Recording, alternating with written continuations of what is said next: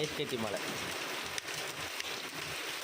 இந்த மலை பேர் வந்து ஆலங்கட்டி மலைன்னுவாங்க. இது ஏன் பெய்யுதுன்னா, நம்ம மேகத்தில் வந்து அடியில் ஃபுல்லாக தண்ணியாக இருக்கும். அந்த தண்ணி என்ன பண்ணோம், கீழே இருக்கிற நம்ம இருக்கிற காற்று மேலே எழும்பும்போது அந்த தண்ணி வந்து மேல் நோக்கி போகும்.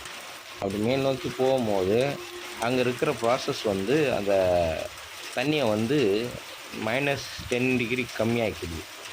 அப்படி ஆகும்போது கட்டியாக மாறிடும். கட்டியாக மாறி அந்த மேகத்திலே இருக்கும்போது அந்த வெயிட்டு தாங்காமல் மேகத்துலேருந்து கீழே விழுது.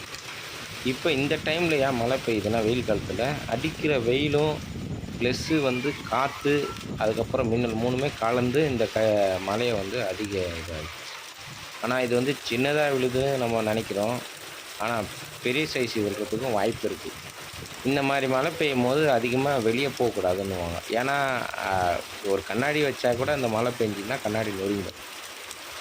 நம்ம இடத்துல வந்து அதிகமாக ஒரு அளவுக்கு மழை வந்து பெய்யலை இப்போதைக்கு.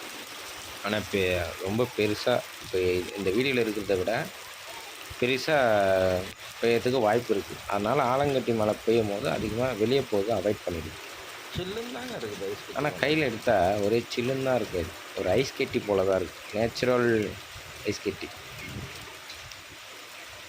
பாருங்களேன் எப்படி இருக்குது. கையில் வச்சாலே அந்த நம்ம ஐஸ் கட்டி எப்படி வைக்குமோ அந்த மாதிரி தான் இருக்குது.